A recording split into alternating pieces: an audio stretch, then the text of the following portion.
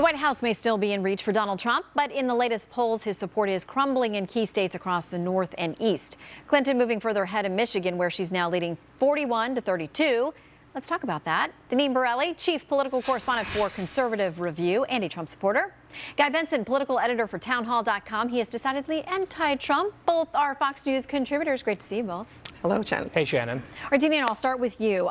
We have polling in a couple of states, key states. We've got, excuse me, Michigan, New Hampshire, and Pennsylvania, all of them giving Mrs. Clinton a significant lead. So we know coming out of her convention that would make sense that she would get a bump.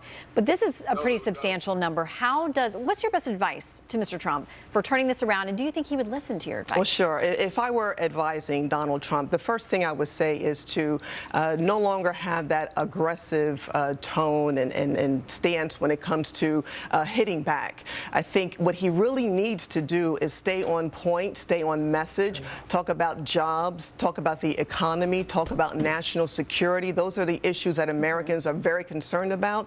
And it's the same message that would resonate with independents, because right now he's about 8 points ahead of Hillary Clinton when it comes to independence.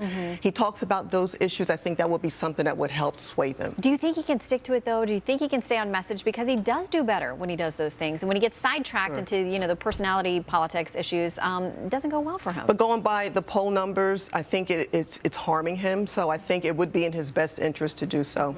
All right, Guy, we'll see if he listens to Deneen's advice, because clearly he's tuned into the show and watching and waiting to hear about that. But there are these other people who are on the ballot. A number of senators, GOP senators who are up for re-election, who are very concerned about some of these states and how it may impact them. Yeah, and they should be. Now, Donald Trump is running behind a number of these incumbent senators, and so that's some source, I think, of comfort to Republicans in the Senate. But if he falls behind by a significant margin, the bar that they have to clear with ticket splitters, I think, becomes more and more difficult. So what we saw in those 3 state polls that you referenced, I think Pennsylvania is the one that if I were in the Trump campaign, I'd be most concerned about. And here's why. If he's able to pull out victories in Ohio and Florida, where he's at least looking competitive at the moment, he has a few other swing states like Colorado and Virginia where demographically it's very difficult for him. He would have to make up those electoral votes somewhere else. And a lot of people have pointed to Pennsylvania, blue-collar electorate, a lot of white working-class voters there. Pennsylvania may be the cipher for him to make up those votes. If he's down 11 points or even 8 points, which is the average of the last 3 polls, that is a very concerning statistic for his campaign. Of course, Deneen, the conventions are a huge event, obviously, but then we have the debates to look forward to, which could be really interesting. I think this year they'll be unlike any we've ever seen before.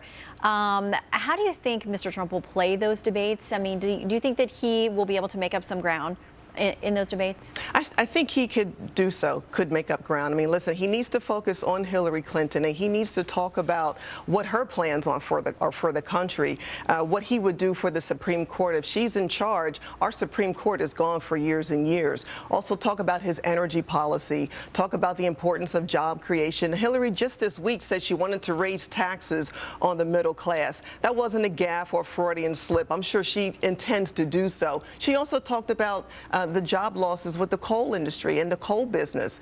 That's harmful for hardworking Americans when you interrupt an industry like that. And so these are the things that he can hammer her away with, I think, to make gains in the debates.